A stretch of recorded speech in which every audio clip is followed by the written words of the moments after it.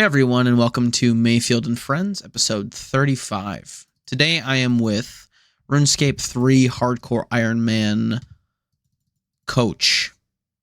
Why don't you go ahead and introduce yourself, Coach, and tell us a little bit about yourself.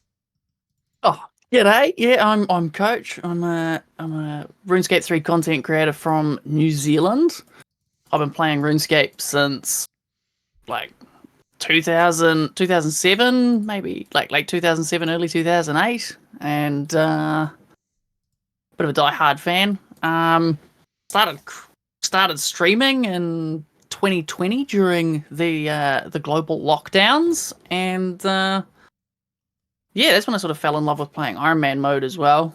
And start of 2023, I decided I'd make a hardcore Ironman and get a little bit of YouTube content going, and have basically just been playing the hardcore Ironman ever since, and having a bit of a blast with it. We love that. You know, I think everybody who listens to this or anything of that nature or watches any kind of RuneScape content is a little bit more than just involved and enjoys the game. We're kind of all in the same boat of loving it to some may say an unhealthy degree. I know sometimes I tell people like how much I play, and I'm like, oh yeah, I average about 1,000 hours a year. that's I don't that's quite I a don't bit know for if I some want to people. say how many hours. I've done like I think I've averaged like 10 hours a day on the hardcore since I started it. And when did you start the hardcore? As we record this, 460 days ago. So a little under a year and a half then, roughly. Yeah, a little under a year and a half. So how many, like, well, I guess before we get into like anything more in depth, like what made you decide to make a hardcore? Because we talked a little bit before this about how you have an Ironman and a few other things, but like what kind of drove you to the hardcore game mode? I know there's some controversy recently about the hardcore with Jagex servers and all that kind of stuff, and how a disconnect could simply be the end of you if you're somewhere dangerous. Yeah.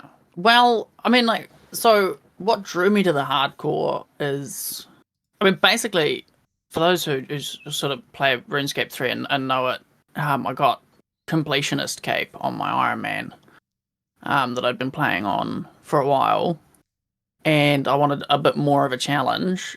For old school players, that's basically like all quests, max total level, all achievement diaries, and then like a few other like basic boss, like killing every boss at least once and stuff. And I was relatively getting pretty confident, so I decided I'd wanted to branch out and give myself a little bit more of a challenge now that I was more confident with the PVM side of things. And in regards to the controversy around the disconnects, so in RuneScape 3, that got addressed a little while ago, in that you can RuneScape 3 hardcores actually get up to 3 lives, so that if you do get a disconnect, it's not the loss of your hardcore straight away. Mm-hmm. And you get your first one at like 1,500 total with like a mil, and then you get your second one at however much total for like 10 mil, right? Yeah, so the first one's at total level 1,000, and that's actually only 100k, and the second one's at 1,600 total for 10 mil. Okay. Yeah. It's been a while since I played my hardcore, so I couldn't remember how much it costs or anything of that nature. Mm. So as far as go ahead, sorry. Oh, yeah, I was just gonna say, yeah, the first one's pretty easy to get, but the second one will set you back a bit. So as far as that goes, like, how do you feel about having the extra lives? Do you think it's a good disconnection protection, or do you think it's kind of a cop out for some of the, for some hardcores?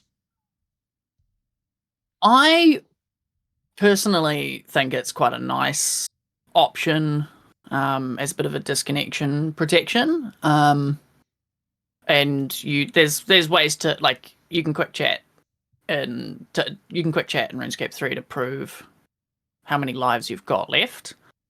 And I also, like, on my hardcore, I'm an achievement hunter, and there is an achievement that you can get there's one specific achievement that requires you to die to a certain monster in Elite Dungeons 1.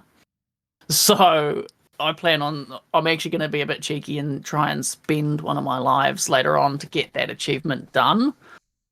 So I don't know whether that's a bit cheese or not. But I mean, I personally like the 3 lives. It gives me the old like PS2 game kind of vibes on it, 3 lives and then it's game over. Mm-hmm. But I wouldn't shy away if we were only allowed 1 life as well. Like I haven't died at all on my account just yet. Awesome. And I know, like, as you mentioned, you're quite the achievement hunter. So one thing that RuneScape 3 does have compared to old school is they do have a rune score, high scores. So for people who don't know what that is, it's basically like if you get achievement, you get a rune score for it. And then your rune score adds up over time, and that score goes on the high scores. And I know one thing you talk about, like right in the intro of your YouTube videos, is that high scores is bugged right now. Yeah. And it's only bugged for hardcores, though. And I don't know if it's because of like the dying and all that stuff, but like it's one of those things that's like kind of frustrating, I assume, for you, because it's like if you do die, your place is not cemented anymore. It's more like a kind of wherever the game puts you, or wherever like the Jagex algorithm says, okay, you can have 20,000. Whereas when you may have had 27,000 or you may have had 19,000. Yeah. I mean, for me, like, it's in some ways I find it frustrating because you look at like the front page of the Rune Score, high scores for hardcores on RuneScape 3, and you look up some of the top players up there, and they're just low-level accounts that died, and they just got boosted to nearly maximum rune score, and it is what it is. But I also look at it as like a bit of extra challenge, because it means that if I do work my way up to the top, I can't afford to die. Like, it's one thing that I feel like makes the account properly hardcore. Like that's all my work will be gone if I die on this account. So it's adds a bit of a thrill to it. Adds a bit of extra thrill to it. Oh, absolutely. And so, like, why do you go for rune score, and why do you enjoy that type of like game mode? And as we'll talk a little bit more later about it, but you recently just did a pretty decent sized grind to do 200 mil dungeoneering, when in general most people don't like dungeoneering in the modern day RS3 game mode because it seems as an outdated skill, is not from my perspective, but from what I've talked to people about and from what people have said. And I feel like a lot of the RS3 community and the hardcore community comes into like the PVM aspect. It's mostly like, I want to do this PVM. I'm currently watching a series. I cannot remember the name of the guy who's doing the series, but he's currently doing I think it's like a 2000% enrage arch Glacor kill. Oh, his username starts with an M. Oh my goodness, I just discovered him a little while ago as well. Yeah, so he's doing that series on hardcore right now as well. So yeah, what drove you? And same with like the RS guy. For those who watch RS3 content, you may know him. He's doing his road to max PVM gear challenge on his hardcore, where he's just trying to get all 4 styles of combat to the maximum like gear he can possibly get. So what drove you to do something kind of out of left field compared to some of these other hardcore creators? Well, I mean, I think probably there's a couple of different reasons for it, I would say. One of them is basically that I wanted to do something a little bit out to left field, something different from what everyone else was doing. A lot of the time it is that PVM focus where people are like, yeah, I'm going to take my hardcore and I'm going to go risk it getting getting best in slot gear, fighting the hardest monsters, etc. And I was like, well, I want to do something different that also has that aspect of risk, because I will have to do like 1k Enrage Talos, 1k Enrage Solo Zamorak, 1k Enrage Arch Glaycore for that rune score to hit my goal. So I'll still have to risk the account doing the really dodgy stuff, but that'll be just a small fraction of doing something completely different. The second was, it was completely different to what I'd done before, on my Ironman, whilst I'd gone for like base completion on it. A lot of my focus had been just generic skilling for XP and PVMing, trying to get gear, and I wanted something that would challenge me to do different stuff, explore different pieces of content, and really like challenge my game knowledge. And thirdly, I thought if I wanted to make a hardcore, I wanted to have something that would have that risk of loss beyond anything else that other hardcores sort of go for. And like, admittedly, you on RuneScape you used to lose your gear when you died and you lost a life. That recently got changed, which was a little bit controversial, but more in line with like old school, where I'm pretty sure if you die on a hardcore and old school, you get to keep your gear, right? Yes, correct. Unless you die to PvP, of course. Yeah. So in RS3, you used to lose your gear if you died in PVM as well. But they changed that to be more in line with old school. So there's that, but you still get to keep your place on like the skilling high scores. Your XP stays where it is, but with the achievement high scores, that's it. It's gone. It's proper hardcore. You die. GG. Mm-hmm. And I wanted that thrill hanging over my head as I played. And So, do you think that keeps you like coming back more, a little bit more motivated in a sense? Because you said a little bit how many hours you've kind of played since the account was created. Too many. Yeah. Yeah, it definitely does. It definitely does keep me coming back. Definitely keeps me coming back. That and one of the best RS3 players in the game, Couchy, is currently sitting on that front page for the achievement high scores on hardcore Ironman mode with his hardcore that is still alive. So, there's big name up there to try and compete with as well, which I think motivates me a little bit as well. Absolutely. And one question I did have for you as well.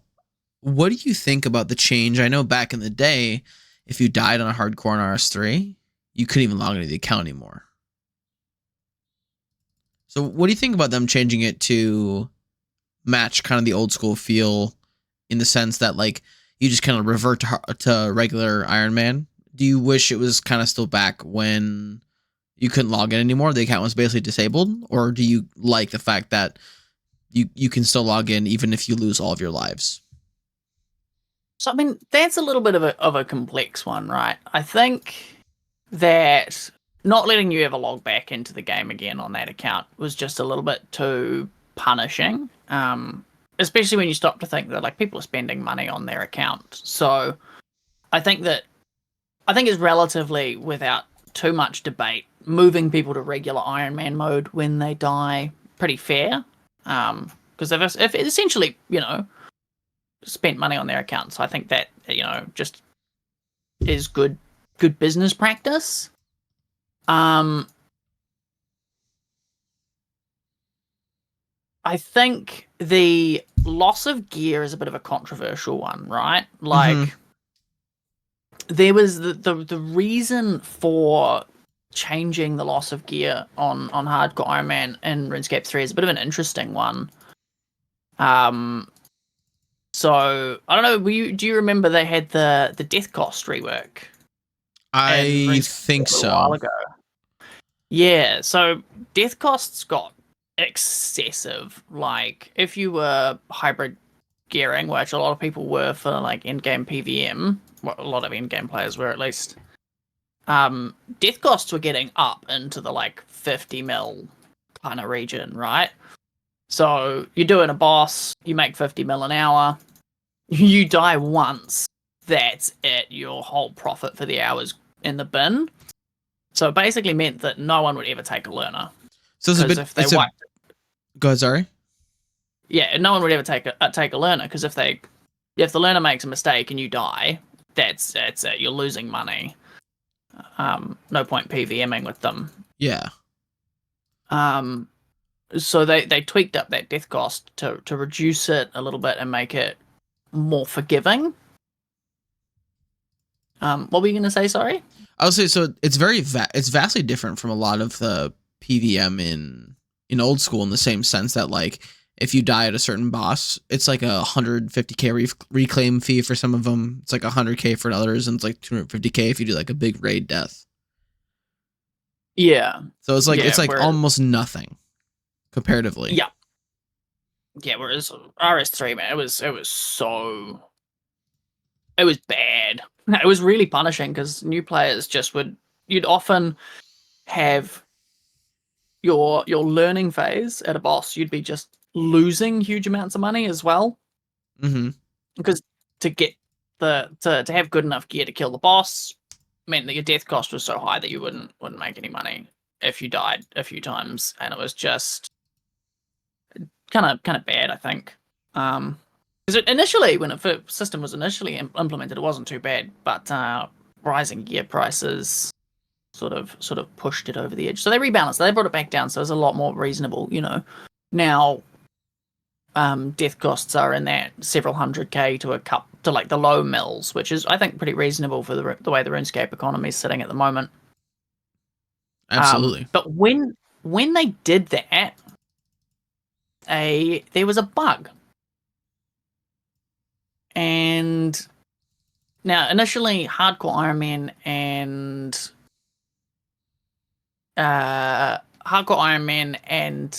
Ironman and Mains actually had a different death system. So, like, Hardcore's basically just they didn't go to Death's office like they normally, like other accounts do. You kind of got teleported to your last respawn city or whatever. But the bug persisted across both death systems. And what the bug was is, rather than keeping your 3 most valuable items like it's supposed to, it kept the first 3 items in your inventory. Ooh, that is not great. Yeah, so when they updated the death costs, what happened is, I mean, it didn't matter for mains, and it didn't matter too much for Ironman either. And Jagex just kind of went, okay, you don't pay death costs till we get this bug patched. But for Hardcores, what it meant was that instead of keeping your 3 most difficult to obtain armor pieces that you'd spent, weeks grinding out, you kept 3 fish. Yeah. Maybe if you're lucky, a potion. Yeah, or 2 fish and a potion if you're lucky. Exactly. Which is just absolutely cooked. It's awful. And I know some hardcores who just quit the game entirely because they died during that period when that bug was happening.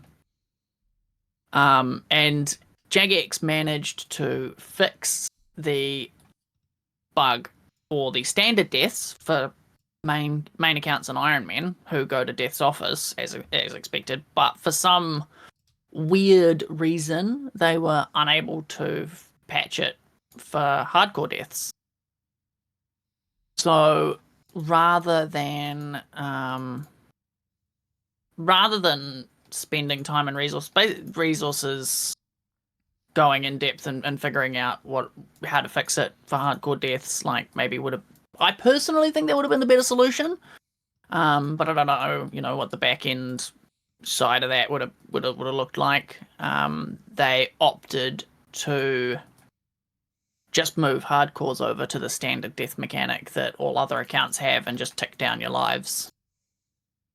Mm-hmm. So I think that the new system where you don't lose gear is better than the bug, but it kind of feels like a bit of a band-aid solution. But there'd been a lot of hardcores who had been asking for that change anyway. So I think it's a bit of a controversial thing in the hardcore community. You know, some people preferred the old method. Some prefer the new system. I personally prefer the old one. I would love to have that threat of losing a few chunky items when I died, but at the end of the day, I stand to lose my achievement score, which is everything I've worked for. So, you know, I'm not hugely bothered. 100%. I think it's a great take on it. So I want to kind of move into a little bit about your account as a whole without spoiling future YouTube videos. This will probably go up the Sunday following this. So as of currently recording, this is May 4th, 2024. For Coach here, it's May 5th, 2024. And so it'll go up the week after this. So what is that, 7 days? May 12th? Is that right? Yeah. Would you just maybe just a minor spoiler alert? So yeah, I guess minor spoiler if you don't want to have the YouTube series ruined for you. If you're like myself watching it, I will of course forget all about this conversation 5 days from now, so it'll be fine for me. Don't worry. Don't worry. I listen to these sometimes, and I'm like, oh man, did we really talk about that for that long? So, what are your current goals, and what are some recent things that you've achieved that you are like extremely happy with how it happened?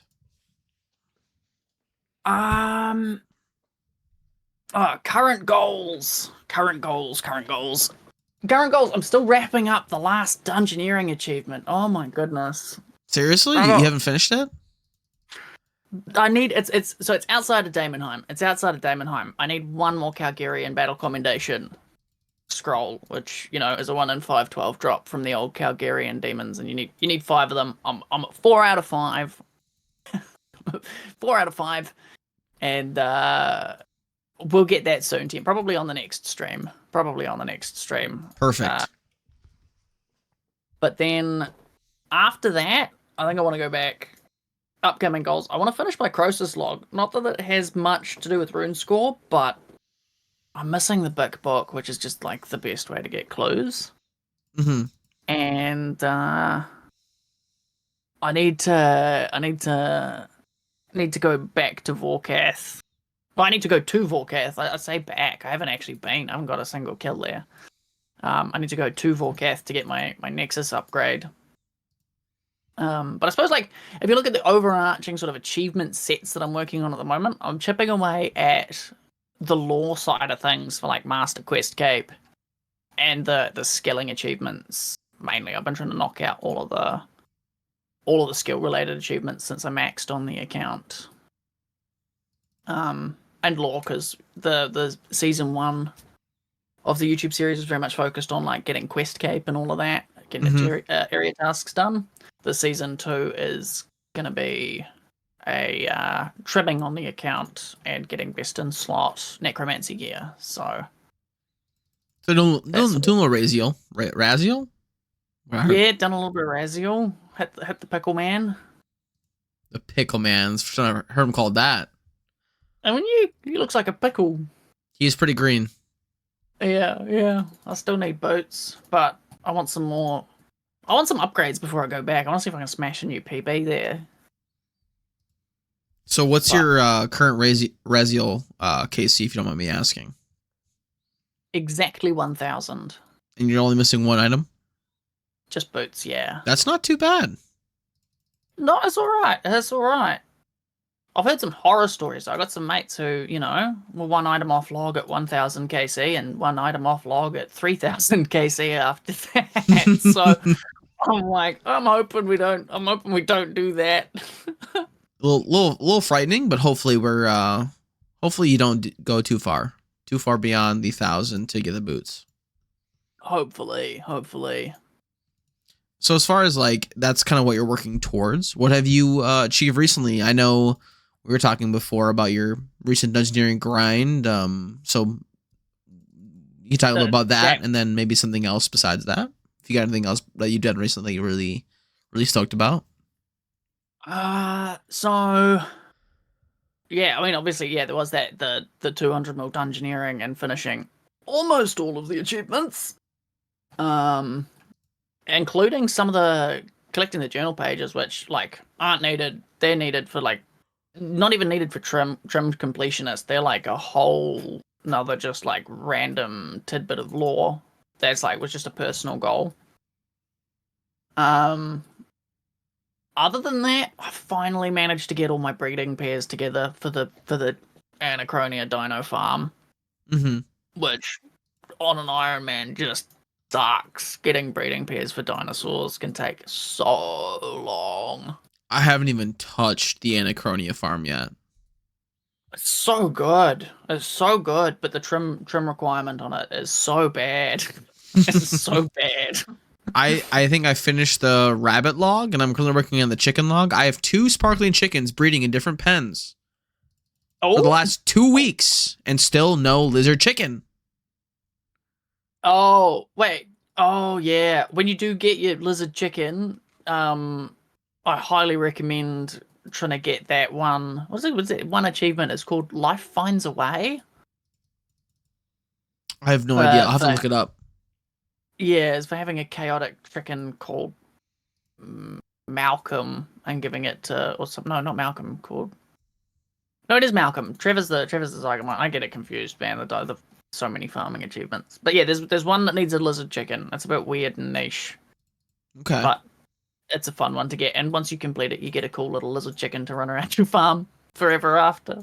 Ooh, that is fun. The one thing I do regret is I forgot to keep a breeding pair of rabbits, so I couldn't do the have 12 rabbits in both small pens. So no! I mean, at some point I have to go go kill a bunch more rabbits to get another breeding pair. Yeah. I mean, at least they're not too bad to go get and kill just like in birth or pay. So yeah, I was doing the Chinchampa recently. I was getting the Cobalt Chinchampa, and that took. I think I hunted about 5,500 Cobalt Skill Champas to get it. Ooh, that's rough. I know you get like between like 2 and 5 or something like that per catch anyway, but it still felt like forever. Yeah. If you got to go hunt them, man, it's just that can get a bit tedious. Even in go a little bit dry. Even in old school, hunting Chinchampas is like one of my least favorite hunting methods in general. Yep. So it was rough. Still use the old tick manipulation strat for that, eh? For the hunting to like set the box traps faster. Can you do that in RS3? Is that only an old school thing? They patched it in RuneScape 3, and then they re-added it as a Hunter Cape perk. Really? Yeah. So at 99 Hunter, you act like you put your Hunter Cape on your action bar, and you hit that as you set your trap, and you set your trap a tick faster. Why would they do that? Because people were so annoyed that you couldn't set your traps a tick faster. They for patching it, so they made it a Hunter Cape perk. Oh my god! Yeah. It seems like such like a runaround fix for it. It doesn't make any sense to me. But what you know what? Whatever. It doesn't make sense, but it works. I've learned over so many years of playing this game to just not question some of the decisions that Jagex makes. Otherwise, I will never play this game again. Yeah, sometimes you just gotta throw your hands up and go, it's Jagex logic. That is what it is.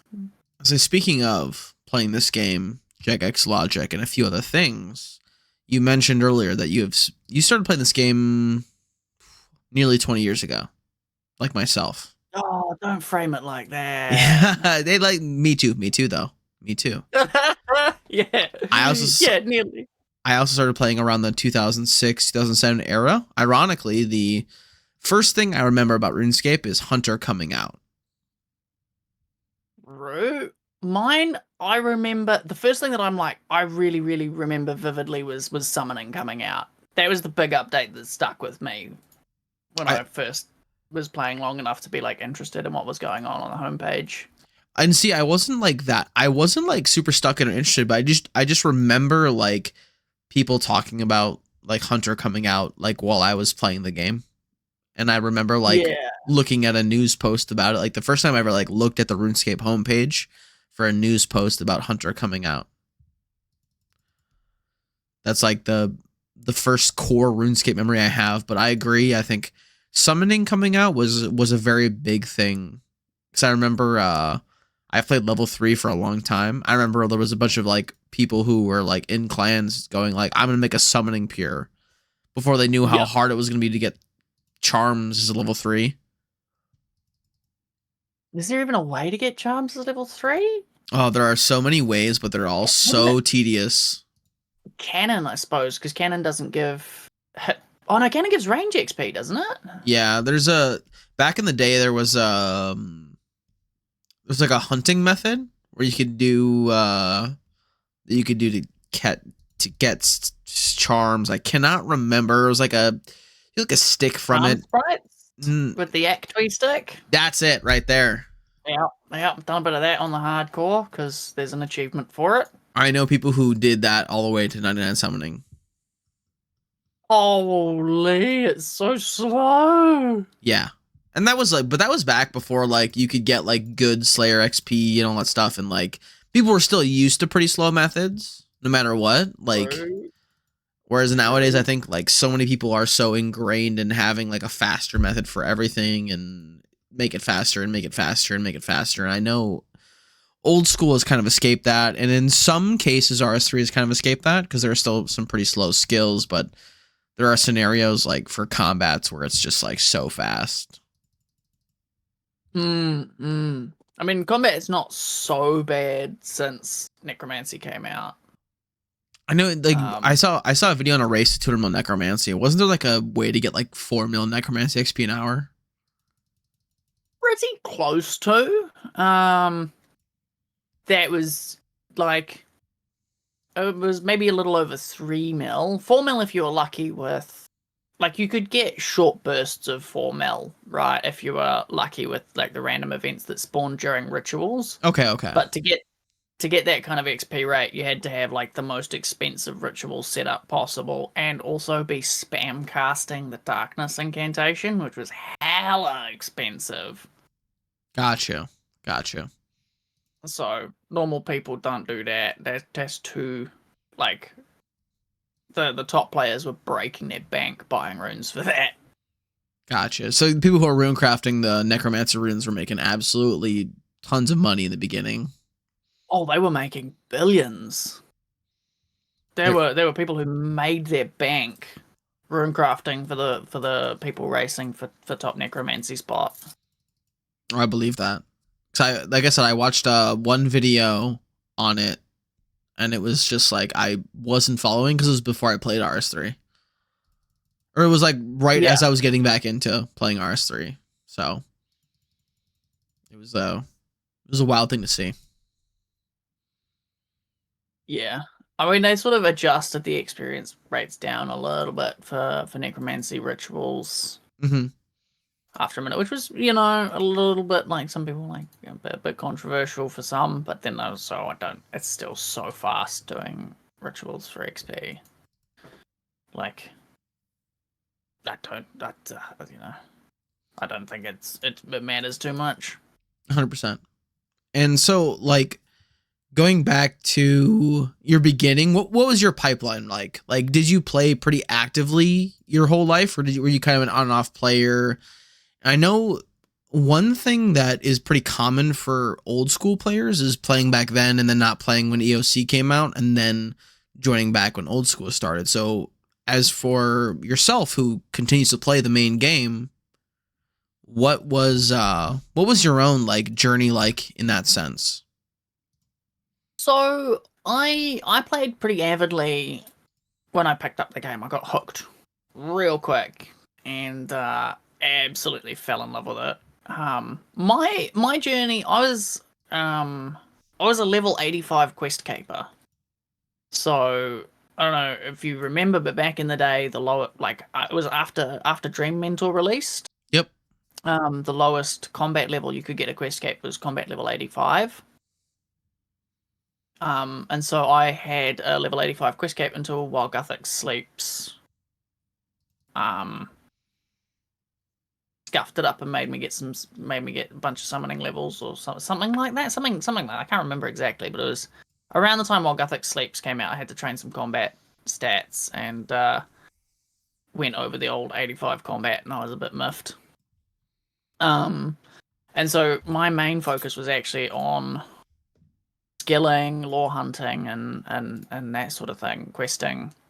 So when EOC came out, I wasn't too worried by that, but when the old Squeal of Fortune came, because I was not a PVM, it didn't really affect my gameplay too much. I didn't understand how to kill mobs anyway. I made all my money doing, double natures and that sort of stuff. Mm-hmm. Back when that was like the big bank moneymaker. And yeah, so EOC just I didn't get it, but it didn't bother me because I didn't PVM. Like, I didn't get why so many people didn't like it too much at the time, because I just didn't PVM at all. But the thing that got me was like, I had a few skills that were fairly highly ranked on the high scores on my main back at the time when the old Squeal of Fortune came out. And then Jagex started selling XP, and that was it for me. I was like, fuck this, I'm going to go play Minecraft. And I retired my main at about that point. And laid it down until Ironman mode came out and Old School released, and I had a bit of a dabble with both of those, but I didn't really get hooked into the game too much. Because I felt, playing Old School when it first released, it was very much like, I've kind of done all of this stuff already. Like, there's nothing new. There's just a lot of quality of life stuff missing. Like, it's very bare bones. Clunky. Clunky. I thought it was very clunky when it first came out. Yeah, and it very much felt like I was just doing stuff that I'd already done, because, Quest Cape back in when it was pretty much Old School, I, basically maxed when it was pretty much Old School. I was just, it was nothing new for me. It was just like a bit of a nostalgia buzz for a minute. And then Iron Man mode, I had a dabble, I got a few levels, I had a bit of fun for a while. But I basically just hosted a Minecraft server and played that for ages. Until 2020. And then picked up the old Iron Man. Was like, heck it, I'm gonna have a spin at streaming for a laugh. And I just got so hooked, man. I started figuring out, like, EOC had been smoothed out, because when EOC first released, it was clunky and weird and badly implemented. Not good, like, as someone who loves EOC now, right, I think it's fantastic. The depth of the combat system is just spectacular. That's one thing that I think RuneScape 3 really, like, it'd be better if it wasn't tick-based, but hey, what you gonna do? RuneScape's tick-based, so... Mm-hmm. But, like, I think EOC could really flourish if it wasn't that. But once I got the hang of EOC, when I came back, I just, that hooked me in a lot. And playing as an Iron Man, getting the satisfaction of getting my own gear upgrades was something I'd never done, because I'd been a skiller, I'd been a quester, and suddenly going in and killing monsters and learning how to PVM, I was like, oh wow, this is cool. I like bossing. I like making things go dead. So yeah. I'm now that Old School's got a whole lot of new content, I'm really curious, It looks like it's so much smoother, so much fun stuff to dip my toes in, but I don't have time to play both RS3 and Old School the way I want to play them. Yeah, that's the hard part, is like, unless you're like an AFK gamer, then there's not a whole lot for you. Yeah. I'm not an AFK gamer. I was gonna say, if you ever get to the point where you're just like trying to AFK some 200 mils on RS3, then that would probably be your point. Like, if you were like, I'm just gonna AFK, fishing, whatever, then maybe that would be like your time. So I'd probably be sweating fishing frenzy for like maximum XP per hour if I were to go 200 mil fishing just to really make myself suffer. Like I can't like I'll AFK if I can't play the game. But if I can play the game, I've got to be like I feel like I just have this urge to be doing the sweatiest, most optimal thing that I can. Oh no, I understand. I completely get it. I feel like guilty if I'm not like getting the best XP an hour that I can on my account build. Yeah. Yeah, I'm very much the same. Very much the same.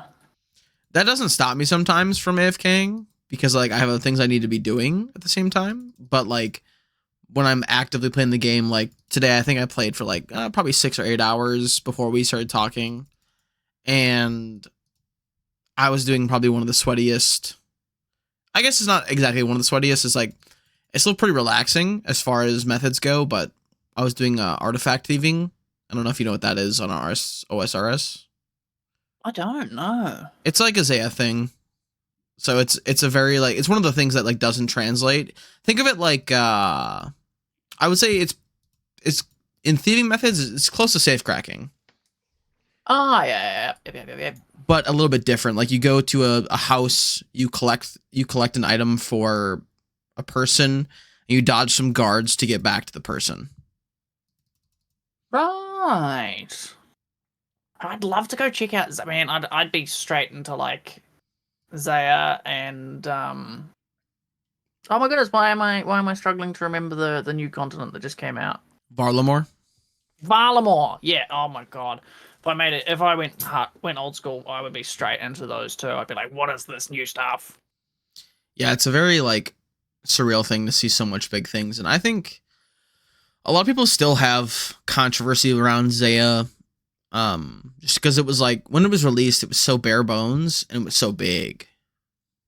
I had heard that. Anachronia on RS3 had a bit of a similar, and Menaphos actually both had similar sort of issues when they first came out. Like, I mean, Anachronia had like lots of really cool content with it, but also if you spend some time on Anachronia, that place is freaking huge. Oh yeah, just running to the Irby Werby minigame from the base camp is a hike. It's unnecessarily large. Like, and then I know that's what she said, but you know, it's, you could put some more stuff in there, maybe like and just to sort of make it more exciting with less dead patches in between. I think one of the things that bothers me the most about Anachronia is the fact that the player-owned farm for the dinosaur farm is like on a whole different like section of it. It's like not even the main island. I'm just like, yeah, there's so much room. You could have just put the dinosaur farm like near the base camp. Yeah, you could have totally could have woulda shoulda, but they didn't. Whatever, we'll take it, you know. Yeah. So as far as like that goes, so you kind of played throughout the EOC launch then yourself. I did. Yeah, I did. I had a bit of a dabble. I played on the betas. I had no idea what the hell was going on, but I was like, I like the idea of gear being, you know, done in nice smooth tiers and stuff. Since I played level 3 for so long, I was level 3 back then. So I remember like the action bar being able to like quick drop stuff and being like, oh my god, this is a godsend. Oh god. There's some huge quality of life that came with it for like just stuff outside of PVM. I know one of the funniest things is we just got shift drop in RS3 like pretty recently. Yeah, old school's had it for ages, right? Yeah. So when I was playing this game when it wasn't in it, and I was like, I can't just like shift drop things anymore. Like, what is this? What is this archaic video game I'm playing? Yeah, when old school has like the quality of life in RuneScape 3 doesn't. Like, hang on a minute, guys. Excuse me. There are some small things that I miss from my like because of course when you play old school, everybody's like, you have to play on RuneLight with like all the quality of life plugins and all this stuff, and there are just some things from OSRS that I miss in RS3, and I think one of the biggest things I miss is tile markers. Yeah. It's one of those. Some tile markers would be nice. I really wish we had those in RS3. I think everyone does. Maybe one day we'll get them. I honestly, I don't think we ever will. You don't think so? No. I would love it if we did, and hell, I hope I'm wrong. But I just, the pit of my stomach says that's probably never gonna happen. I guess fingers crossed that you're wrong on that one, you know? Mm-hmm. I'll cross my fingers and hope I'm wrong as well.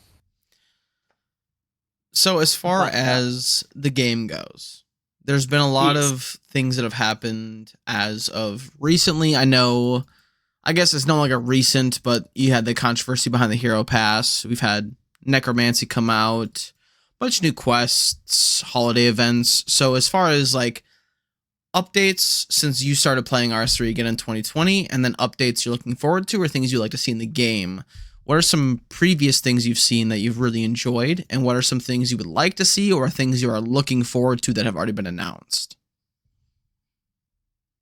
Things that I have really, really liked.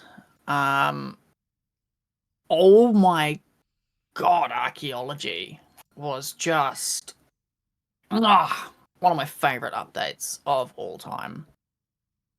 Such a good skill. It's very interesting. Probably my favorite skill. It's a very like intriguing skill for sure. Yeah. It's got chill AFK mechanics to it where you can sort of just sit there digging. But at the same time, there's all those different collection logs to keep track of. There's so many different unlocks that assist with skilling and PVM, and there's so much lore behind it. Bunch of cool new areas. Just I could go on for ages. The Raksha boss, that was the purple dino. Probably one of my favorite bosses of all time, that one. Ended up having a bit of history with that on the Ironman. Went very, very, very dry on my Greater Ricochet Codex on the Ironman. 2,365 KC for that drop. That's a lot of kills. That was a lot of kills, yeah. Back when, like, standard kill times were like 3.5, 4 minute. That's a lot of hours you put in that boss then. Yeah. I remember as I was coming up around the 2,000 KC mark, I did a 24-hour stream. And I was like, we're getting Greco today, boys. It took 24 hours of straight Raksha. Boys, there's no way we won't get the drop today, boys. I didn't get the drop. I was broken by the end of it. Wasn't an easy boss at the time either. Yeah. Very sad, but memories were made. Yeah. Still one of my favorite bosses. Oh, the real guttering thing is that I saw that drop. I went there for that one item. That was the only thing I really, really, really, really, really wanted. That was the first item I wanted.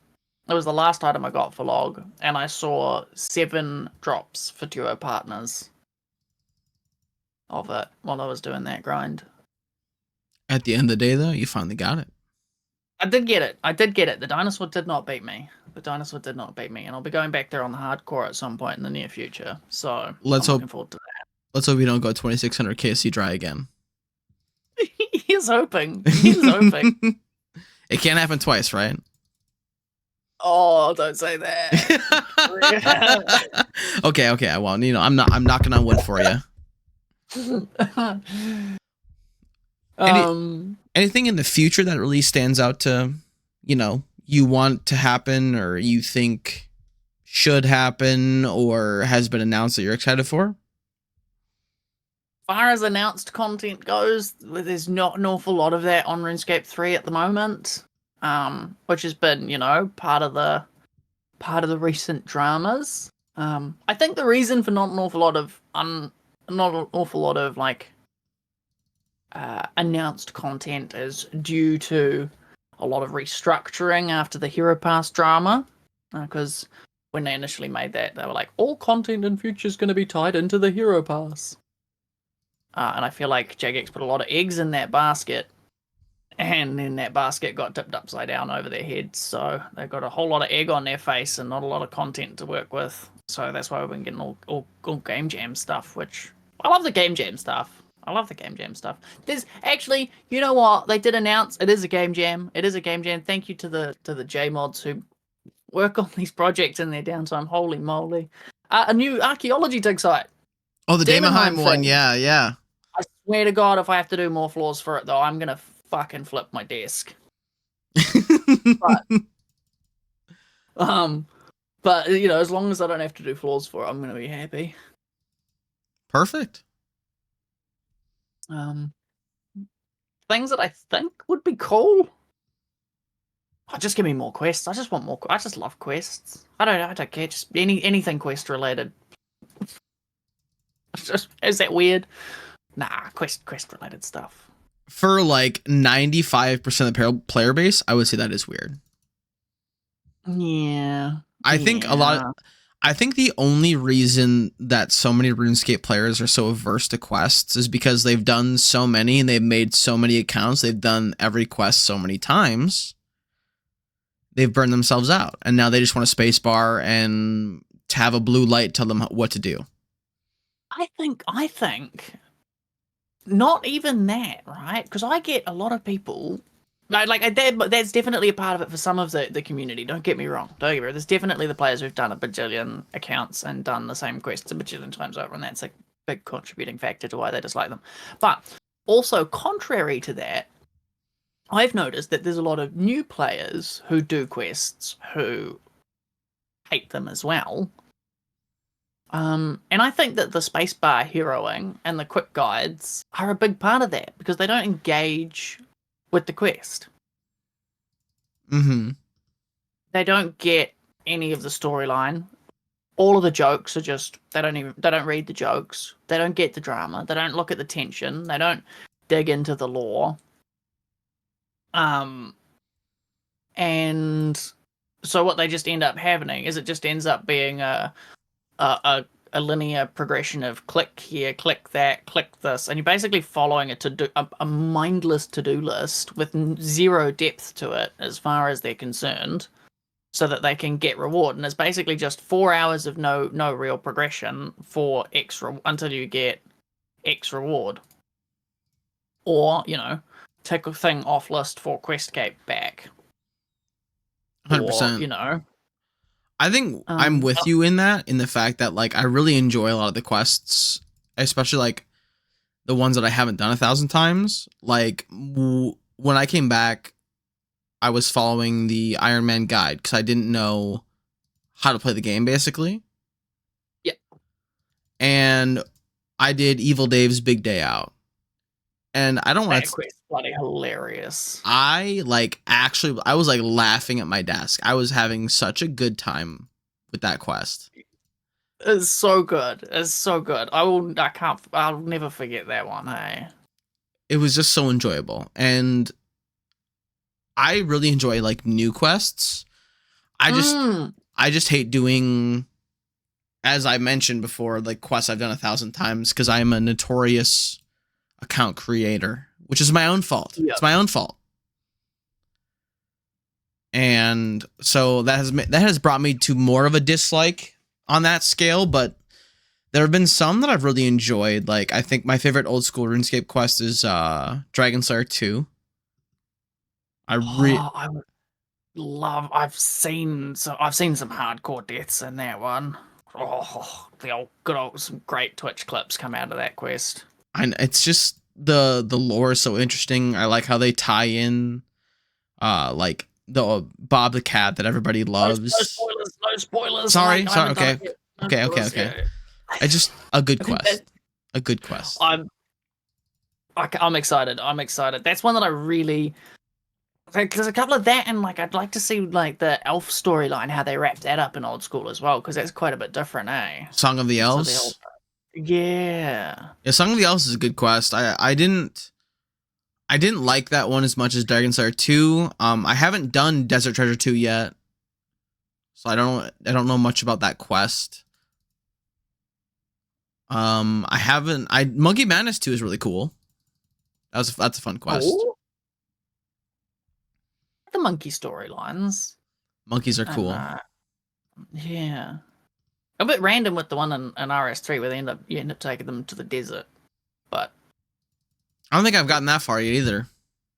yeah, No, I did the on my hardcore on RS3. I did the whole penguin quest. I love the penguin quest line. that's a good one as well. That one's fun. Yeah, that's a classic. I also really like the goblin quest line. The Dorgashin. I like those ones as Yeah. well. Cool. Some of the boss fights on that were a bit spooky on the hardcore. On the goblin one? Yeah, yeah. Really? Was it the mighty fall? I didn't have any problems at all. I had some fun. But I also did it after Necromancy came out. Ah, yeah. See, I did it pre necro. I'm pretty sure I did it pre. Oh, did I do it pre necro? I can't remember. Pretty much every like boss fight I ever had to do on the hardcore was like after Necromancy came out, and it was just even with like 6 necro and like tier 50 gear, it was just like no problem. I might not have used necromancy because I might have still been like necromancy. I can't remember. Hang on. I need to check where. I'd need to double check. It's so long ago now. One quest I actually did recently as well I really enjoyed was meeting history. And like I like the making history, meeting history quests. Those are fun. Those ones have some in-depth lore to them. Like right back to the beginnings of Galenor. Mm-hmm. Yeah, it's a very like interesting like kind of mind not mind fuck, but like it makes you like think about like man, just like the world we live in had a beginning. Like Gielinor technically does have a beginning, even though like it wasn't created that way. It was eventually given like that backstory, or like maybe in the Gower brothers' minds had some kind of story and how it began. Yeah, maybe. I mean, it must have, because like must have had like. Oh, actually, no. Maybe not. I don't know, because like if you think back to like RuneScape Classic, there wasn't the wilderness, right? The wilderness was very much an RS2 thing. Yep. Yeah, yeah. Because in RS Classic, couldn't you just like attack people anywhere for a while? Yeah, yeah. No, I'm pretty sure right up to the end of it you could. Although you may have had to. It may have been like certain, like depending on how you set up your account, because you could either set up as like a PvPer or a not PvPer. Oh yeah, there was. I can't remember. Yeah, I think. Yeah, I was watching a video recently. There's a guy. There's a few people on Old School have done like playing an account as it like was created. Basically, I did a podcast with a guy called Kuda Bear who's doing that. He's playing through like Yeah. all the updates of the years, and there was him and I think Slayer Music is doing one too. If you know who that is. These are new names to me. I'll have to look them up. Slayer Music 1 is like a very, very popular old school content creator. He was known mostly for quest guides. Oh yeah. So he's very like very well known for that. But he does other YouTube series too, and he's doing one right now about like playing RuneScape through the updates as they like happened, and he was talking about like some of the differences between like the quality of life we have in RuneScape now compared to what Classic was like back then. Yep. There'll be some big differences. Oh yeah. Like in Classic, the bank was only for money. You couldn't put anything else in there. Yeah. Everyone was Ultimate Iron Man. Great times, truly. I had a bit of a dabble on Classic when they re-released it and let members log into it back in. I can't remember what year that was. think it was like the early 2010s, maybe. Yeah, something like that. Had a bit of a dabble. It was weird, man. It was slow. So is there anything else that's like that you would like to see like as quality of life changes to things you've done, or like just in general things you'd be interested to see like RuneScape have a spin on? I mean, I'd like to see Iron Man and RS3 be allowed to play all the mini games. Yeah, that's a weird thing to me. Yeah, that's a weird thing to me as well. Like, I want to play Trouble Brewing. Okay, I know that sounds weird, but I want to play Trouble Brewing. and fishing trawler. Like, come on, man. I don't know why they don't Um, allow them. That's so weird. I think it's because like, I mean, initially it was like fishing trawler allowed you to get fish that were like outside of your fishing level, but now we have the fishing guild play like deep sea fishing hub, which lets you fish that are higher than your fishing level anyway. So, Make it but I make don't sense. understand some of them. I don't understand why we can't do demon flash mobs. I don't understand why we can't do trouble brewing. There's just some weird stuff. But Iron Man Dungeoneer with mains as well.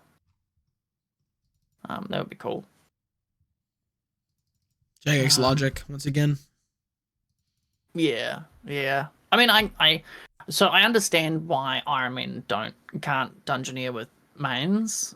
It's a bit of an interest, but we can PVM with mains, right? Mm-hmm. And it's a bit of an interest to us because um, initially Iron Man couldn't PVM with mains or Dungeoneer with mains, but Iron Man could also only do Dungeoneering solo. They couldn't even do it with other Iron Men, Mm-hmm. and there was a lot of outcry for a very, very long time to let Iron Men do it in groups. And eventually Jagex caved on that. Now, another fun fact is Dungeoneering was actually built on a different game engine to what RuneScape is. It was meant to be a whole nother game. Um, and then I don't know how it just ended up becoming a skill for RuneScape, and they sort of co-opted it and squished it in, which is why it's got that like interesting mini gamey kind of feel to it. And it Um, feels kind of clunky in a sense.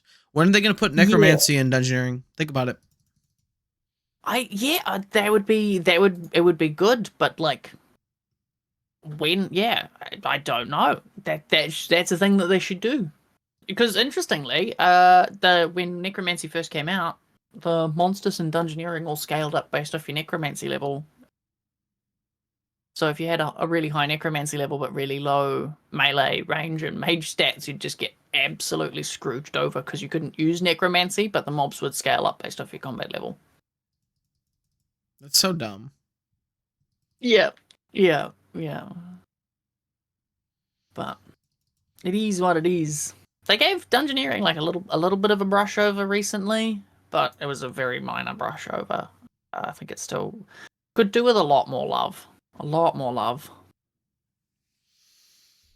So as far as like updates going on stuff, feels like we've kind of covered some of the basic stuff. So one question I do want to ask you is based on what you know about old school and what you know about RS3, the game you currently play, if you could go back to 2020, would you change the game you chose, or would you continue to enjoy RS3 as you know it?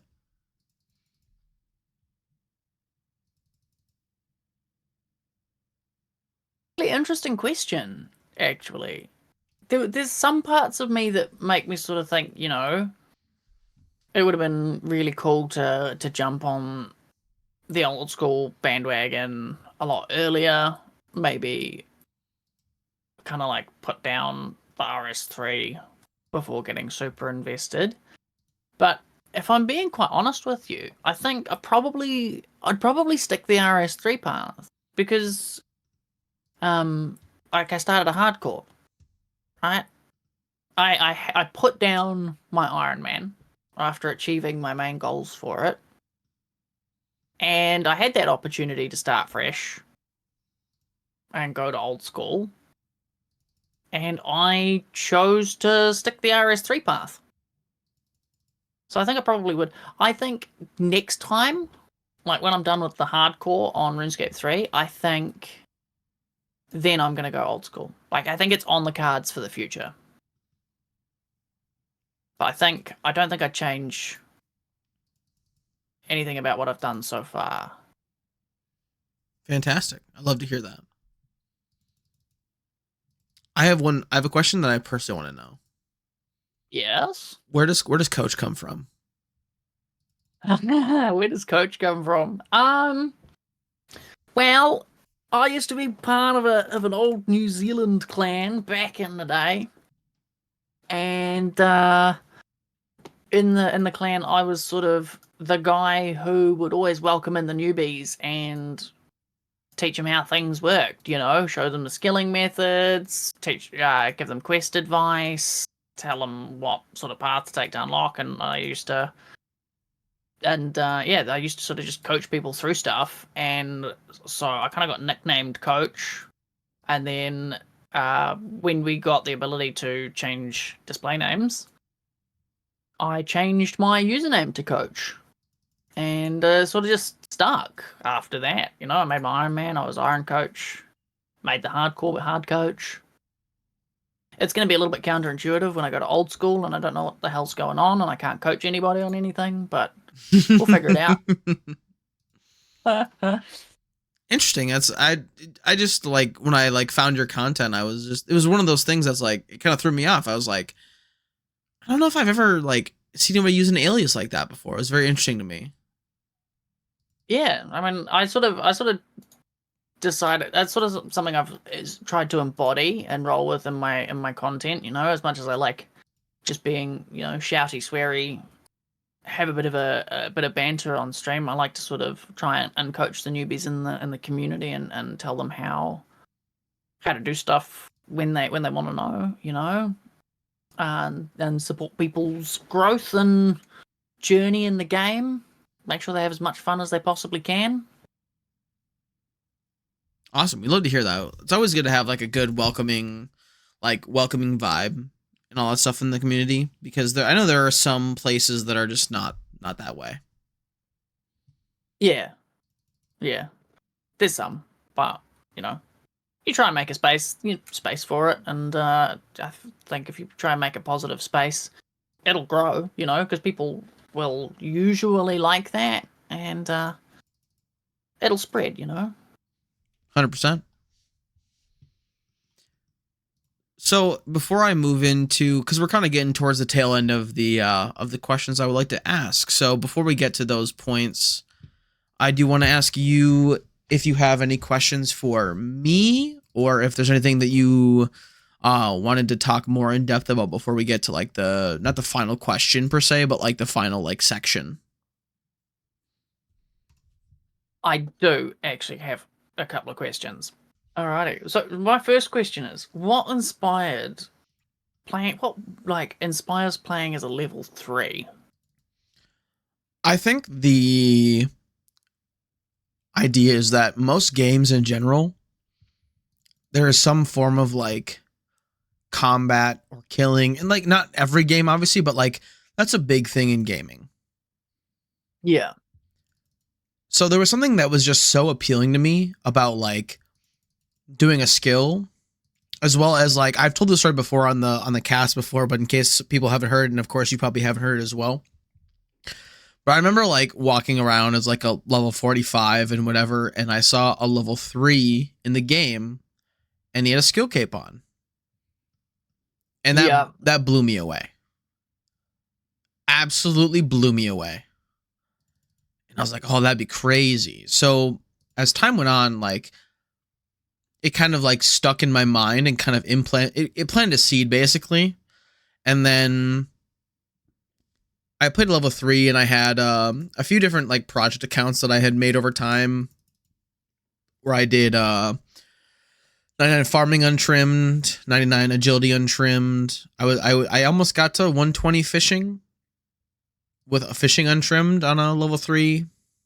a long time ago. Holy. And then Old School came out, and I played a main, and it was fine. And then Iron Man came out, and I loved that. Then Hardcore came out, and I really enjoyed that. And then I was kind of tired of playing the game. I was kind of over it at that point, and I had kind of forgotten about being level 3. Yeah. And then one day I was like, I want to do one final thing before I like stop playing forever. So my goal was to hit top page Ultimate Iron Man runecrafting high scores. So I was like, oh, what's a top page that won't be that hard to do? And then I was like, oh, I can do runecrafting. I enjoy runecrafting. Probably one of my favorite skills in the game. And then I was like, oh, I haven't played level 3 in a while. Why don't I just make it level 3? And that was in 2019. 5 years later, still going? Roughly, yes. Did you make front page? Oh, yeah. I made front page within like the first year, I think. Oh, hell yeah. I think I am. I am on the score then. I don't think I'm front page anymore, though. Because I think I'm 42 million experience right now. I don't remember if I'm front page or not anymore. I would have to check. But that's kind of like the level 3 pipeline for me. Right. You got anything else And for then- me?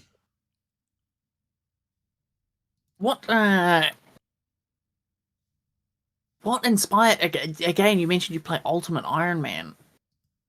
I've never been able to wrap my head around limiting inventory management like that as a game mechanic. Like, what makes that fun as opposed to just being incredibly frustrating? I think it stems from two different parts of my life. One, in my regular part of my life, like I love collecting things, but also like as a minimalist, if that makes sense. So like I collect vinyl, but I only collect for the bands I like really, really like, or the albums I really, really like. Right. I collect like I love video games in general, so I collect like ironically I collect consoles. So like I have a Switch, I have a PS5. I recently bought a Steam Deck. If you know what that is. Yes. I got one of those. So I have like every modern like available thing you can do in regards to gaming because I like doing it. But it's all like digital in a sense because like most of the games you play on like computer are digital, and like my PS5 library is pretty small. I like the physical games, but only games I'm going to play. So that kind of translates into like I was a very bad hoarder in RuneScape with a bank. Yeah. Like my RS3 bank is an absolute mess. Oh no. So for me, even like on the Ultimate Iron Man, like I have my looting bag set up. So for those who may be watching who don't play old school, or for yourself who may not be familiar with the mechanic, we have a looting bag. Looting bags are traditionally only available in the wilderness, and that's where you can store items. So even in my looting bag, I have it segregated. So I have like my ores in the top. So like ores I've collected from stuff I've been doing that have been noted already. And then I have my blood runes and then some construction supplies. Then I have a few things I need for quests. And then I have my herb lore stuff. And like, then whatever I'm using currently just sits in the inventory. And I think that the achievement also feels a lot better. The more restricted you are by like the actual game standards, the better the achievement feels. Because like, yeah, I could be like a combat only whatever and so. That's not a game restriction. Playing Ultimate Iron Man is a true game restriction, whereas like playing level 3 is just my choice. Yeah, yeah, it's personal restriction as opposed to an enforced one. So it's always funny because like people will like, because like when you look up somebody on old school in the RuneLite client, it shows them in like in the main high scores, and then you can like move it. You can change it to Ironman, hardcore, or ultimate to see which one they are. Yeah, And so most people will just check the first one, the Ironman one. They won't check all three. So they'll say like, "Oh, like nice account." They run into me like while I'm doing something, and then I'll say thanks, smiley face, and then they'll like when they see the ultimate Ironman helmet, it's like a whole nother level for them.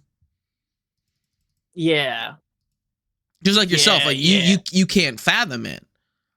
And as someone like myself who's spent for close to 4,700 hours playing this game mode, for me it's just like I log in every day normally, like you do on your account.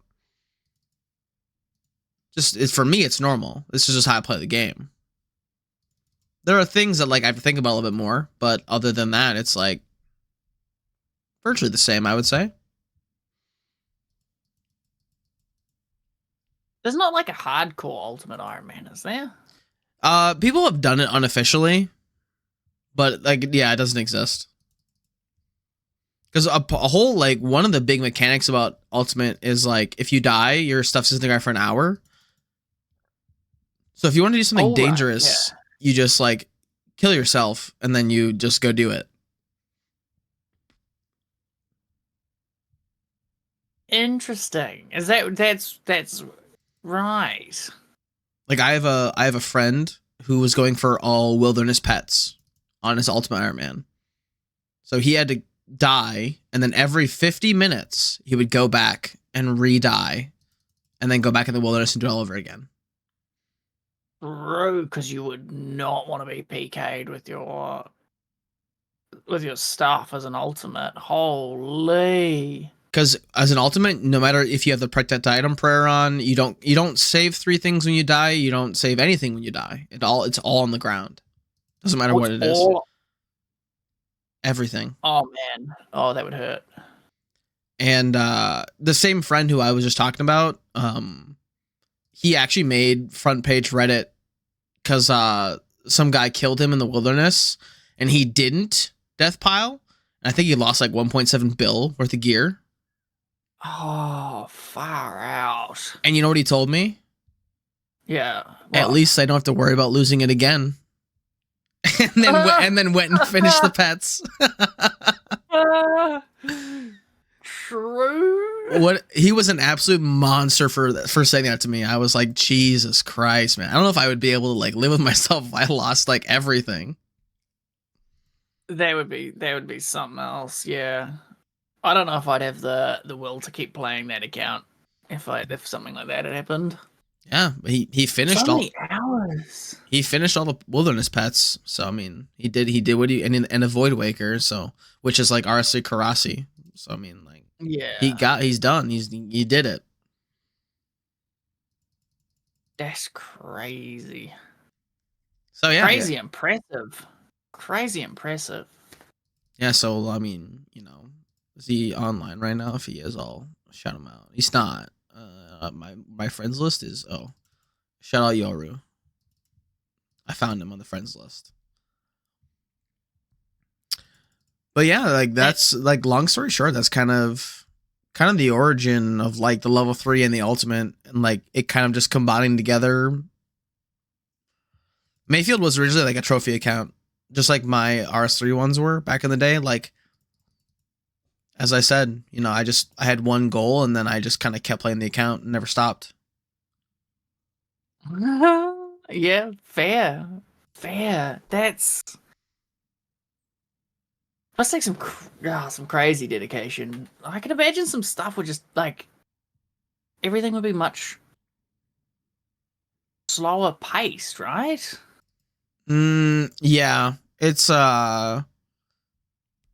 it is, because like a lot of people have like a lot of people think you can just like use stuff on a banker and it notes it for you, but that's not how it works.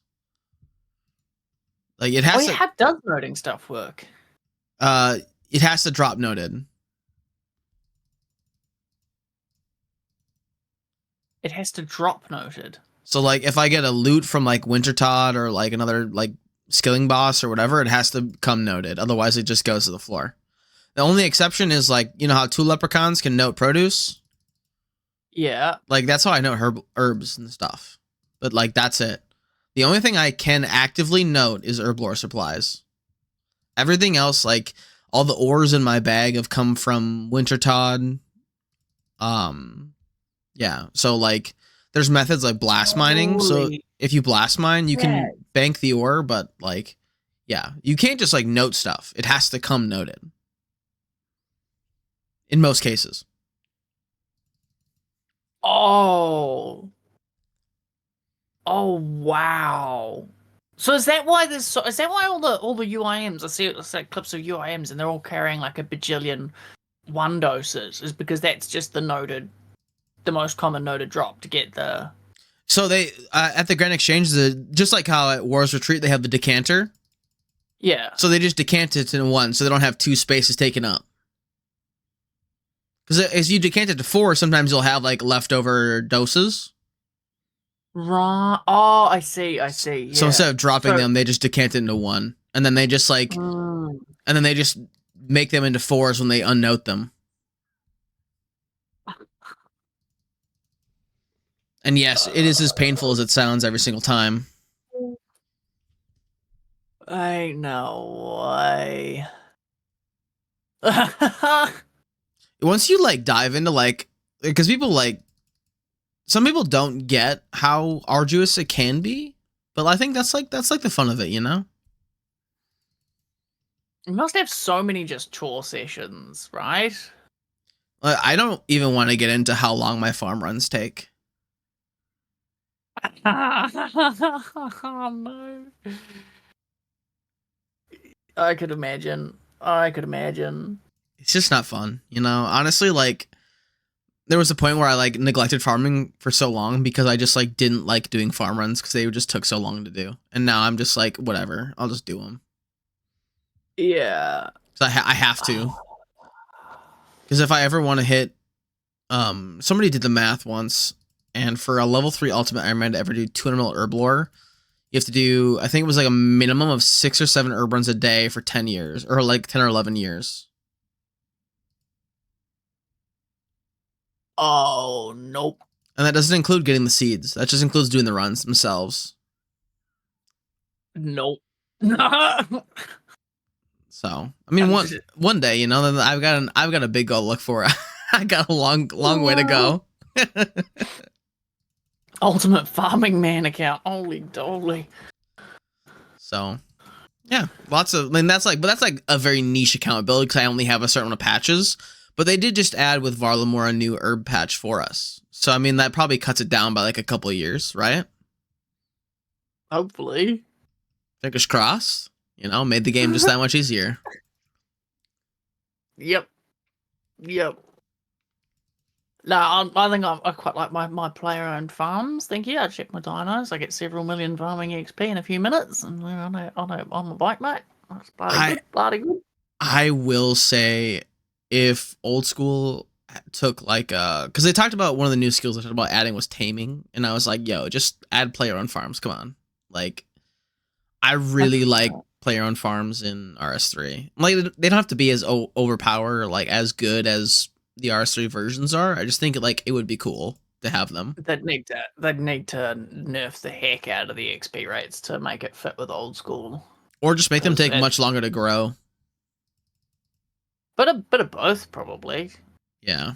To be honest, like make the normal farm take as long to grow as the dino farm, and reduce that XP. Because like, I don't think we'd get dinos first. I think because there's nothing of that sort in the game. Because our Anachronia is Fossil Island. Yeah, I mean the dino farm on RS3 is very much with those like post 99 potions supplies. Yeah. So it would be a very weird one to have. Oh yeah, absolutely. As far as all that goes, though, like any further questions at all? Or is that what you got? You got those out of your system? Those are the main things that sort of were nagging at me. Just a moment inside that of a level 3 UIM. You know, what makes that tick? You don't want to know. You don't want to know what sits in my brain all day. It's pretty much exclusively airplanes and Pop-Tarts. I've never tried a Pop-Tart. That's the craziest statement I've ever heard in my entire life, actually, I think. I don't even know if I know what a Pop-Tart. Yeah, no, we don't have them in New Zealand. They're just not a thing. Oh my god. I'm sorry, but at the same time, like, I envy you. I'd love to try one. My favorite flavor is strawberry milkshake. I'm looking at pictures of them online at the moment. They just brought a strawberry milkshake back from the grave. It was a big flavor when I was a kid, and then it like got discontinued, and they brought it back earlier this year. And it's been. What even are they? It's just like a pastry, I would say. Like filled with like some sort of gooey filling. Yeah, it's like a sauce, like a thickened sauce in a sense. Right. You ever had like a thick like fruit syrup on like a pancake or something? I mean, no, but I could imagine what that would be like. I've had fruit syrups. I've had pancakes. Imagine that like inside the pancake, but it's cold or like room temperature. Right. But like good, you know, but like full of sugar, so it's like tastes fine. It looks almost like it's like somewhere. It's like almost like a flaky pastry, but yeah, they're very crumbly. Right. I currently have 2 flavors at my house. I have wild berry and I have chocolatey chip pancake. I gotta find some of these things. I'm curious now. I've heard about them many times, but I've never had the opportunity to try one. For me, it's one of those things like they're not that expensive, so it's like if I'm at work or if I'm at home and I like don't want to eat, but I know I should probably eat something, that's what I'll eat. Oh, I think I found supermarkets not too far away from me that stock them. You gotta make sure you get a good flavor though. Don't get something shitty like strawberry. Oh, it's a good flavor. Not for Pop-Tarts, it's not. Cookies and cream. Might be able to get chocolate chip. Chocolate chip is pretty good, but it tastes like a cookie. It's not like the full experience, I don't think. Cocktastic or strawberry seem to be the ones that might be available nearby. Just go strawberry then. Just go classic. Just go classic strawberry. Yeah, that's like the most like generic flavor you can get, I think. But like it's not bad, but I don't think it's that good either. And it's got to be frosted. You can't get the unfrosted stuff. That's just like not American, you know. If you want to experience like an American like treat, you got to go full bore, full sugar. Oh my god, what is this?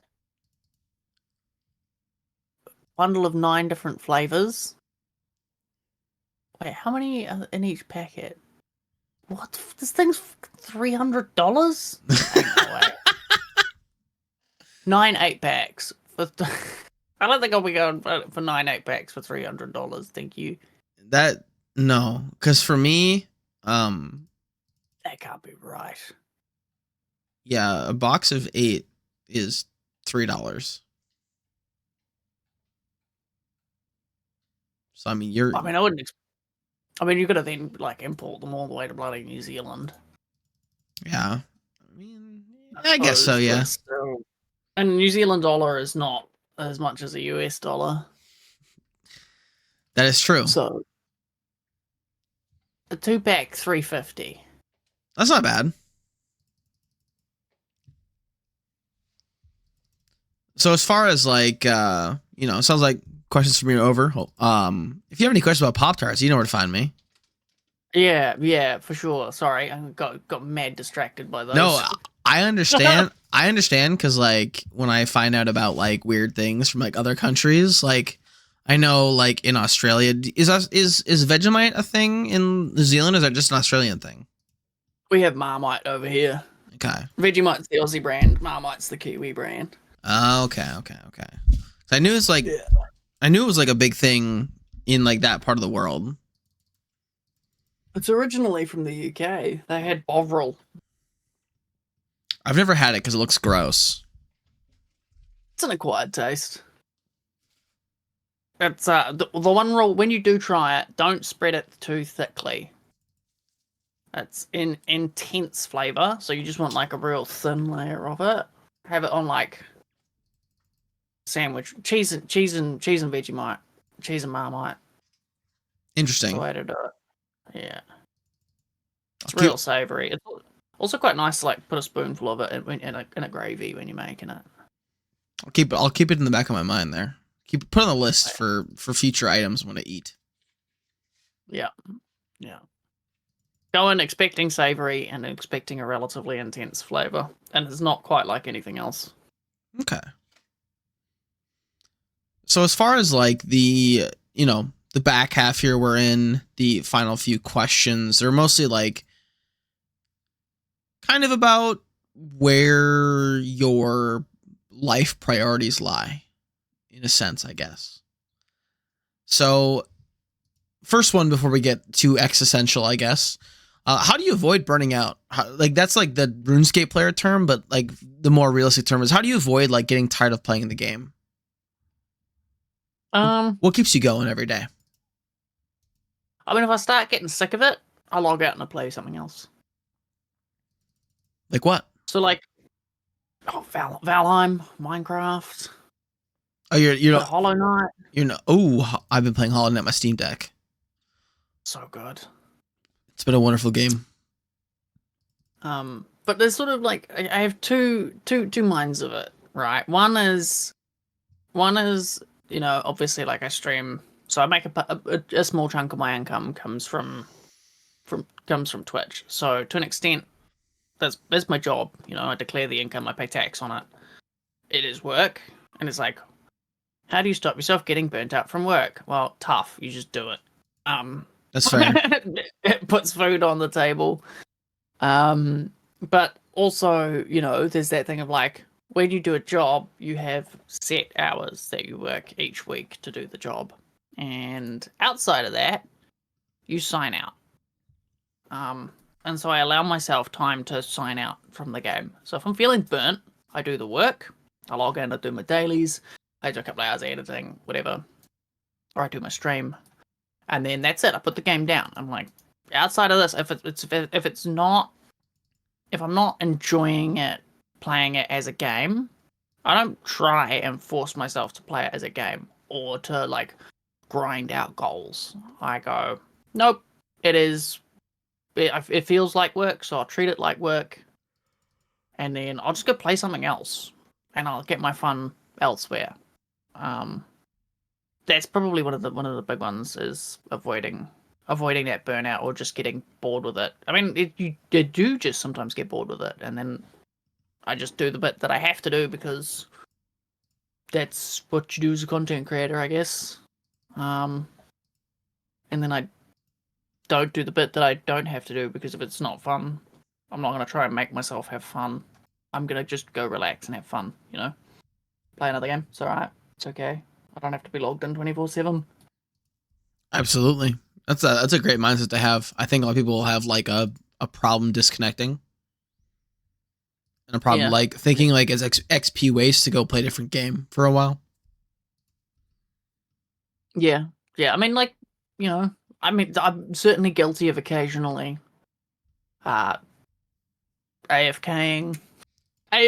something while I play a bit of Valheim, but like, I might as well just be logged in, do some fishing, but I'll do something that isn't gonna detract from my relaxation and fun, Absolutely. And sometimes I will just be like, no, that's it. I'm taking a day where I'm taking a day off. I'm not playing a game. That's it. Like I've taken a few days where, like for me, I keep track of my account age by doing a Reaper task on the account every single day.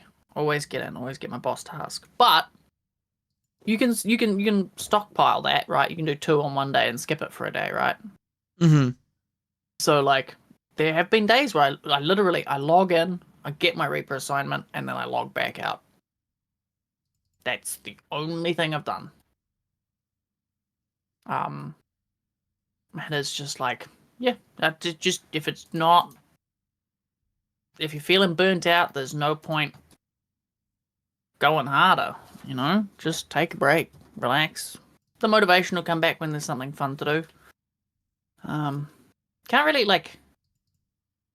even as a content creator, you can't make good content if you're not passionate and enjoying yourself. You need to be able to drive that motivation and enjoyment. You gotta capture your enjoyment and then pass it on to the people watching. They need to have to give enjoyment. You need to have enjoyment. I feel. I absolutely agree. I think if you're not enjoying the game, I think people will notice in the content you put out. Yeah. So that's the strat. Take breaks. Perfect. I think that that kind of encompasses, at least from what you said about how you do that very well. So that kind of goes hand in hand with my other question. One of my other big questions is, how do you manage your real life obligations compared to your obligation of as you mentioned, it's part of your job on your monthly bills, something that you kind of have to get done to, get some money. Well, don't have to, I guess, but you know what I mean? I sort of have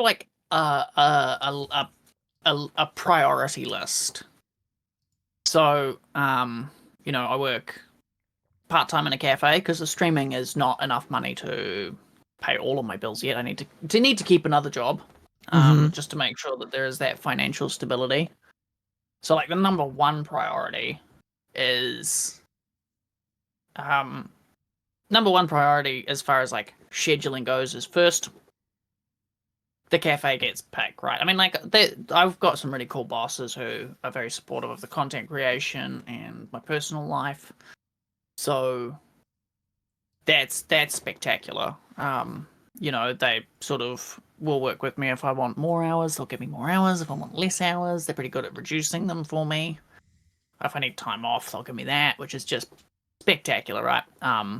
Pretty lucky to be in that situation. But the first thing is, when they send me the roster, first in, those block out that time. That's work time, need to do that to do the bills. Second is then prioritizing stream time. So I go set stream time, bam, bam, bam. Because obviously the streaming is making some money. The YouTube is not yet making money, but hey, maybe one day. That'll be nice. Fingers crossed. I'm having a lot of fun with it. So then, before I completely black out my whole schedule with working, gaming, and stuff, I'd go, right, after booking in cafe and stream, there is still a good few free hours, so I make sure I allocate a few times to spend with my partner or friends. Gotta have some social life so you don't go totally freaking crazy. Couple of nights to spend just making dinner, having dinner together, relaxing, or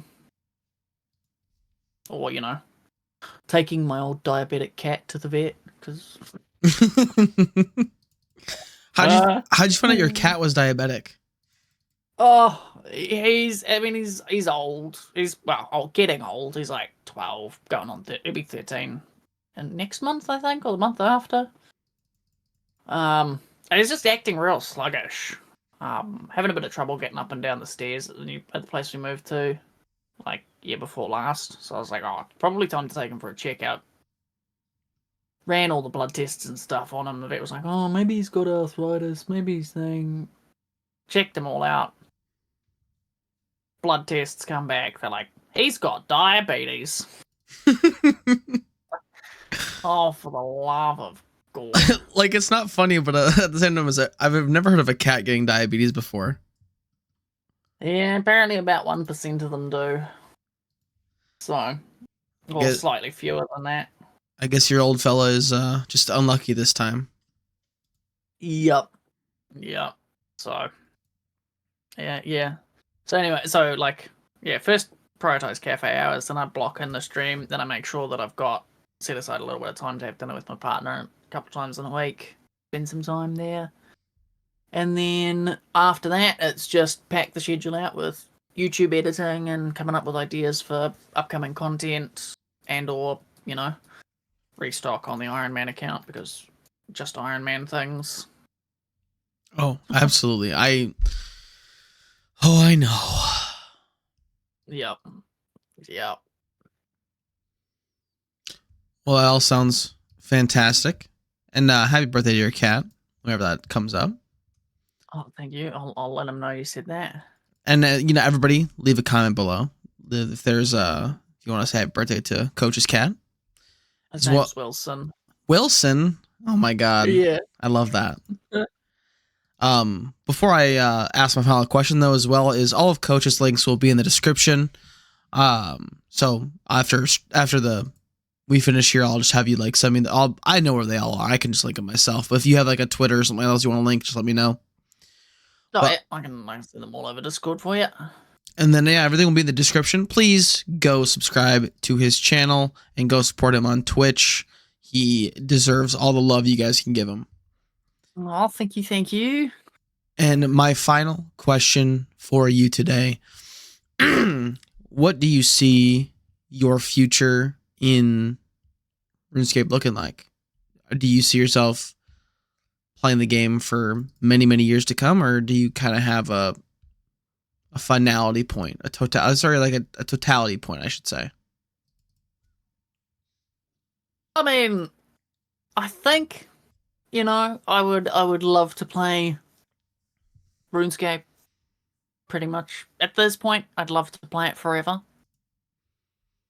I feel like I'm going to complete everything in RuneScape 3. Or everything that I want to at some point in the future. Either that or I'll die, or the hardcore will die. When I complete the hardcore or when I die, I'll probably hop to old school and have a bit of a play around there.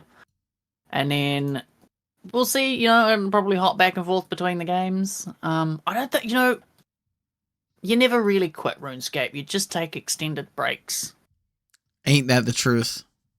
So, I'd love to see the content creation stuff eventually grow to a point where it could be full time and I don't need to do another job. I might dabble out into other games, make a non-RuneScape YouTube channel, might stream some other stuff. I was just gonna ask if you were, if you ever consider going variety on Twitch, or if you just have like a whole different channels for that. I might set up a different channel. Like, we love RuneScape players, but they don't tend to love other content, eh? See, and that's so funny because like I love watching other content too. I watch a lot of like Minecraft and I watch some Rust videos. My most recent kick has been I love watching YouTube video essays. Oh yeah. I've definitely watched a few of those myself as well. But there's something about like watching a RuneScape content creator. As soon as they go onto a different thing, you're like, nah. Yeah, I get that. Yep. I mean, there's a couple of, there's a few exceptions, but a lot of the time it can be quite hard. So I think I would probably set up, on YouTube at least, I'd set up a different channel. Twitch, I don't know how I'd roll it on Twitch, to be honest. I don't know if I'd even stream something other than RuneScape, or if I'd just play it in the background and experiment with making different YouTube content. Maybe I'd make a secondary Twitch channel. Maybe I'd go do something completely crazy and different if I were to stream other content. Whole new brand, whole new persona, whole new character. Change the mullet? Well, I don't know about changing the mullet. I know that's a bridge too far there, maybe. Okay. I'm sorry for bringing it up. I'll have to run that past my partner. That's I think probably gonna stay. I agree with you because my partner hates when I shave the mustache. So I understand. I understand. I shaved the mustache for a 24-hour stream earlier this year, and did not go down particularly well. I mean, it only took a few weeks to grow it back, but still, it was a couple of weeks of weird looks. just like who is this person I'm living with right now? Yeah. Well, it sounds like your future is set in stone unless something catastrophic happens, which, you know, if once again, knock on wood, hopefully that doesn't happen. Hopefully it all goes well. I mean, worst case scenario, we've always got the hospitality career to fall back on. Absolutely. Just go get a boring day job, or, you know, a boring night job, or something, I don't know, a boring job. Either or, some kind of boring job that pays the boring bills. Yeah, exactly. And then I just have to play video games for fun. Oh my lord. Ugh, how rough would that be? Ugh, terrible. Absolutely terrible. Imagine that. Well, Coach, it's been an absolute pleasure. Is there anything you would like to say before we sign off? Hey, thanks everybody for watching. You guys bloody rock. And hey, thank you for having me on the show. I really appreciate that. It's been a lot of fun. Awesome. I'm sorry it took so long. I know we've been trying to set this up for like close to a month at this point.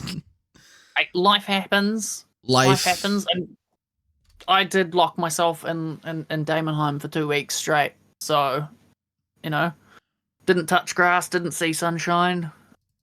We made it though. We're here. We though. finished the whole dang thing. Finished the whole dang thing. Yep, exactly. And we got rank 56 on the hardcore Ironman high score boards for dungeoneering. So, you know, that's an achievement. That's going in the thumbnail, by the way. Now that you said the end, I'm going to put it in there. Oh. Well, thanks everybody for watching and listening, if that's what you did, which I assume most people do. But if you didn't, if you watched the whole thing for some reason, I hope you enjoy the fishing and agility content. And please, once again, go subscribe to Coach's YouTube. Go follow him on Twitch. Subscribe on Twitch as well. You know, you got that Amazon Prime sub that's just sitting there doing nothing. What's this? What's the sick nerd sound alert? Any primers? Exactly. So once again, you know, have a great morning, evening, afternoon, night, whatever time it is where you're at. Thanks. Fine. Once again, Couch. I said it once, said 1,000 times, and yeah. Thanks for listening. You're very welcome. Thanks for having me. And viewers, remember to like the video and subscribe if you're not already. Oh, do that to There's more great videos on the channel. Do that Check them out. Yeah, do that to my channel too. Sorry. I was talking about your channel.